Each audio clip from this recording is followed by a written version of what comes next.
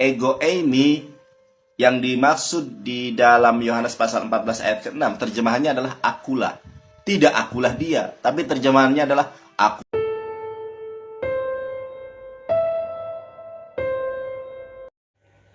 Shalom, selamat datang kembali di channel Menjawab Polemikus.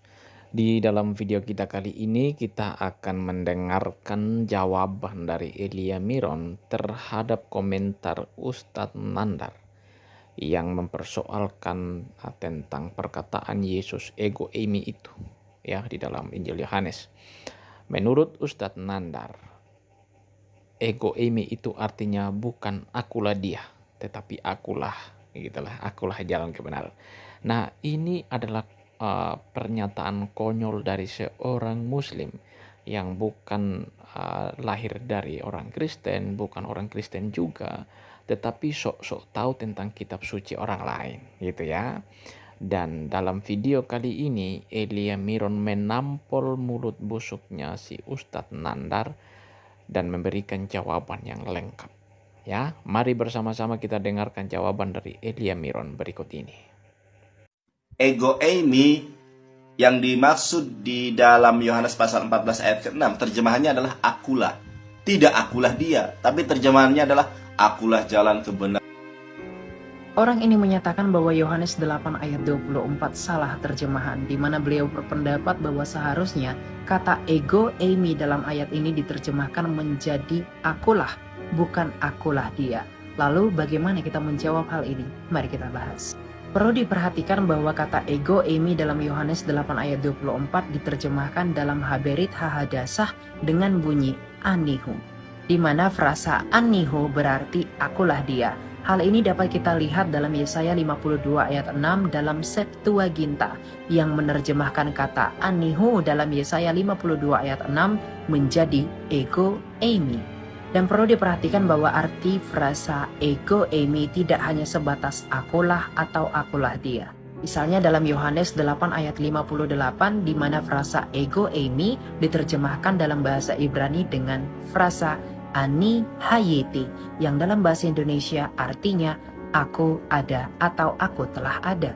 Hal yang sama juga dapat kita temui dalam Yesaya 41 ayat 4 di mana dalam Septuaginta diterjemahkan menjadi ego eimi, dalam bahasa Ibrani disebut dengan anihu untuk merujuk kepada arti aku tetap dia juga, yang tentunya menegaskan arti ani yod hevave atau aku Adonai.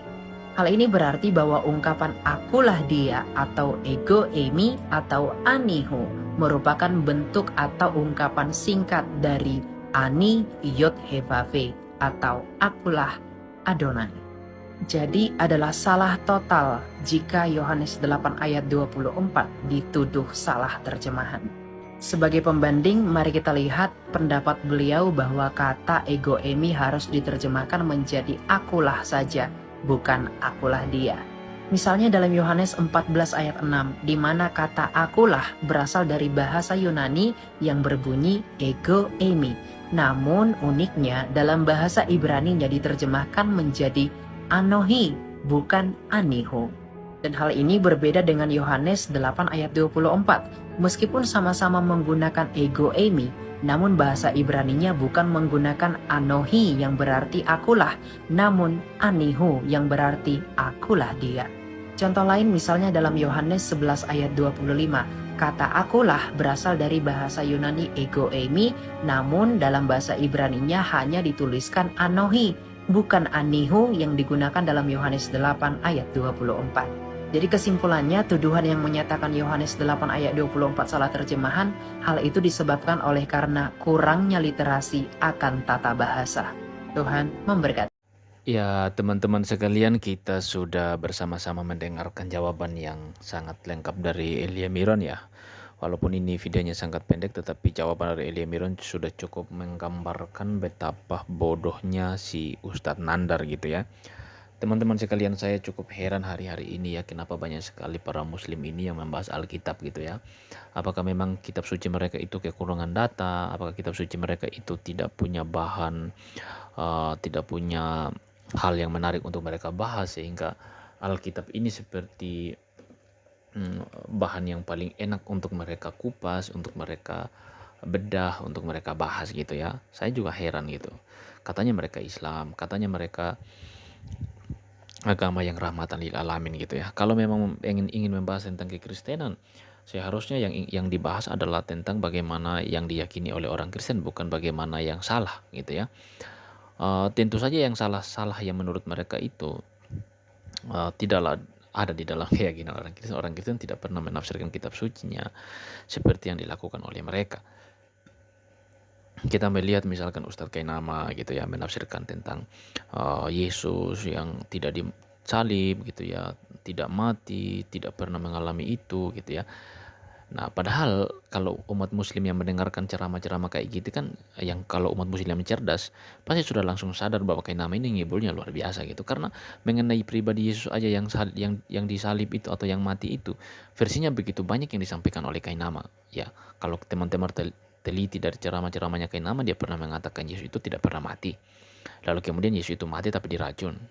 Terus kemudian Yesus itu digantikan dengan Yudas. Kemudian Yesus itu digantikan dengan Yusuf dari Arimatea. Banyak versi yang dikatakan oleh Kainama. Artinya apa? Tidak ada satu versi yang kemudian dapat dipegang oleh Kainama sebagai satu-satunya kebenaran yang bisa disampaikan kepada umat, supaya umat mengikutinya, supaya umat melakukannya, dan supaya umat meneladani itu. Tidak ada. Perubahan-perubahan ini menunjukkan bahwa ada upaya di balik itu gitu loh. Ada rencana, ada sebuah politik lah kira-kira begitu yang sedang dirancang ya, untuk terus mencari-cari kelemahan lah, mencari-cari kesalahan lah, dan sebagainya gitu ya. Mereka doyan melakukan hal itu ya. Saya tidak tahu ya, apakah memang di dalam perspektifnya mereka, dengan cara melakukan hal-hal seperti itu akhirnya dapat membuktikan bahwa iman mereka itu adalah iman yang paling benar gitu. Kan ujung-ujungnya tidak juga kan teman-teman. Kemudian ketika mereka melakukan itu, apakah dengan sendirinya membuktikan bahwa mereka benar? Tidak, sama sekali tidak. Bagi saya itu tidak ada yang menarik sama sekali. Melihat mereka yang nama itu, aduh, masuk ke Islam itu, nggak usah deh. Ya memang pada satu sisi menurut mereka itu hidayah ya. Ya mungkin dengan cara seperti itu saya nggak mendapat hidayah, puji Tuhan kan. Tetapi cara-cara yang mereka lakukan ini kan betul-betul adalah cara-cara yang tidak sepantasnya dilakukan gitu loh. Bayangkan si Nandar, seandainya saja ginilah, seandainya kita mengutip satu ayat Al-Quran. Ya, kita tahu bersama bahwa Al-Quran itu adalah kitab suci yang betul-betul disakralkan dalam keyakinan mereka. Kita ambil aja satu bagian ayat gitu dan kita tafsirkan. Ya, sebenarnya begini. Apa yang dipahami oleh mereka itu salah. Misalkan gitu. Kita ikutin apa yang dilakukan oleh Nandar. Mau nggak mereka? Mau nggak si Nandar? Pasti nggak mau teman-teman. Kenapa? Karena mereka itu nggak mau diganggu, tetapi suka sekali mengganggu orang lain gitu. Suka sekali memelintir gitu. Memelintir ayat-ayat Alkitab. Ya, menafsirkan sesuka hati mereka. Ya. Padahal mereka sendiri itu nggak suka diperlakukan seperti itu. Nggak mau diperlakukan seperti itu. Tetapi mereka sering sekali melakukan hal-hal yang mereka sendiri tidak mau dibuat seperti itu gitu loh teman-teman ya. Jadi menurut saya teman-teman, bagi umat muslim yang cerdas, coba deh kalian teliti lagi lah dengan para ustadz kalian gitu ya, dengan para pemimpin-pemimpin agama kalian ya. Tidak semua ya, saya sih kagum banget sama si Habib Ja'far, Gus Miftah ya, sekalipun Gus Miftah agak sedikit melenceng, itu apa ya, papanya Mbak Nana gitu ya, itu saya kagum dengan orang-orang itu karena mereka luar biasa teman-teman ya. Ketika berurusan dengan agama orang lain mereka nggak menyinggung gitu, mereka nggak, maksudnya mereka itu nggak mau membahas itu karena itu privasinya orang gitu, karena pada satu sisi itu mereka itu nggak mau juga dibahas gitu ya. Orang-orang model seperti mereka itu baik sekali gitu, sangat sangat bagus untuk kita contoh sekalipun kita beda keyakinan, karena cara hidup mereka, cara berdakwahnya mereka ya, itu contoh-contoh yang baik. Mungkin seperti Ustadz Nandar ini kayaknya harus belajar ya, harus belajar bagaimana berdakwah dengan baik, bagaimana berdakwah dengan sopan, bagaimana berbicara tentang agama orang lain itu dengan benar ya, dengan sopan ya. Jangan tidak menjelek-jelekan agama orang lain. Mungkin Ustadz Nandar harus belajar bagaimana berempati, ya. Karena orang yang punya hati itu akan betul-betul menyadari posisinya. Orang-orang yang benar-benar bertuhan akan tahu bagaimana cara berbicara, ya, untuk tidak menyinggung hati orang lain. Semakin kita menyinggung hati orang lain, semakin sulit orang itu dekat dengan kita. Itu aja, semakin sulit. Saya sudah berulang kali mengalami hal demikian, teman-teman. Kalau kita semakin memojokkan orang, kita mempermalukan orang, orang itu nggak suka dekat dengan kita. Orang itu nggak suka bergaul dengan kita, teman-teman. Ya, mereka itu nggak mau. Begitu. Tapi kalau kita memperlakukan mereka dengan baik, menghargai privasinya, membicarakan hal-hal yang penting saja untuk kita bicarakan. Nah, dalam dakwah pun ya kita fokus untuk menyampaikan kebenaran. Ya, kalaupun kemudian ada yang masuk ke agama kita, ya itu lahir daripada perenungan panjang dia, ya, untuk kemudian memilih agama tempat kita beribadah misalkan, ya, bukan lahir dari politik model seperti yang dilakukan Nandar Kainama dan kawan-kawannya, ya kayak gitu teman-teman, ya. Nandar ini menurut saya sangat keterlaluan, ya. Ya entahlah kok masih banyak orang yang mendengarkan dia gitu. Tetapi pesan saya sih kepada para apologet Kristen, kita mungkin harus lebih semangat lagi untuk belajar tentang iman kita gitu. Kita harus lebih semangat lagi karena kemudian kita ini harus mengcounter, ya, ajaran-ajaran mulai seperti ini. Kita bersyukur sekali ada Elia Miron, ya. Dia bisa menjawab semua tuduhan-tuduhan palsu itu. Dia bisa menjawab semua itu. Dan itu sebuah sukacita besar bagi kita sebenarnya, ya. Karena bayangkan saja apa yang disampaikan oleh Ustadz Nandar itu sampai kepada pelosok-pelosok gitu, dan tidak ada yang menjawabnya.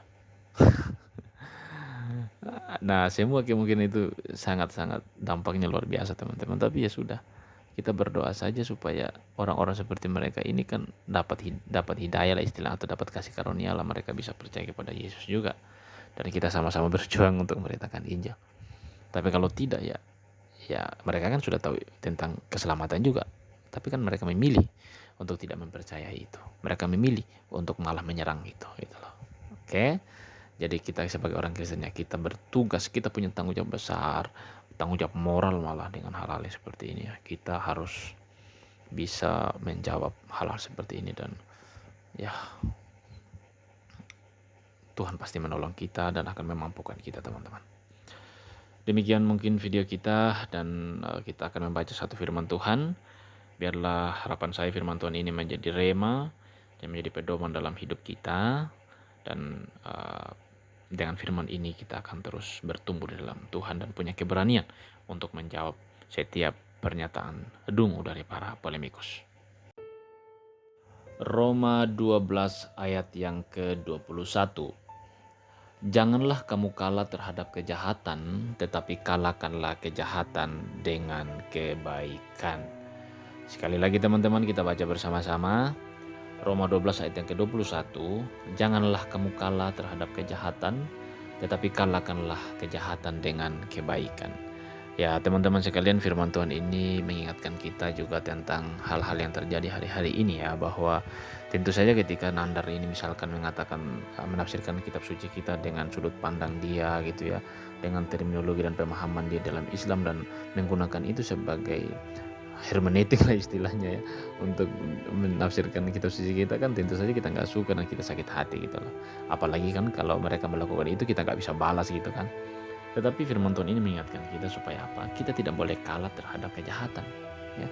Itu tentu saja teman-teman, apa yang dilakukan oleh Nandar ini teman-teman adalah sebuah kejahatan yang sangat menyakiti kita. Selama hal itu membuat kita sakit hati, selama hal itu membuat kita tersinggung, selama hal itu membuat kita down, tentu saja itu adalah kejahatan yang dilakukan oleh orang lain terhadap kita.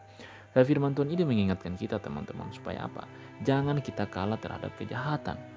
Artinya apa? Jangan karena apa yang mereka lakukan itu lalu kita kemudian tidak percaya lagi pada Kristus, lalu kemudian kita balas belajar, lalu kemudian kita tidak lagi berapologetika. Tidak teman-teman. Tetapi kita diingatkan supaya apa? Kita tidak boleh kalah, dan artinya terus maju, ya. Makanya di kata selanjutnya bilang, kalahkanlah kejahatan dengan kebaikan. Ya, biarlah kiranya kita menjadi murid-murid Kristus yang terus mengalahkan kejahatan dengan kebaikan-kebaikan kita. Tuhan berkati kita semua. Biarlah kiranya firman ini hidup di dalam kehidupan kita. Shalom.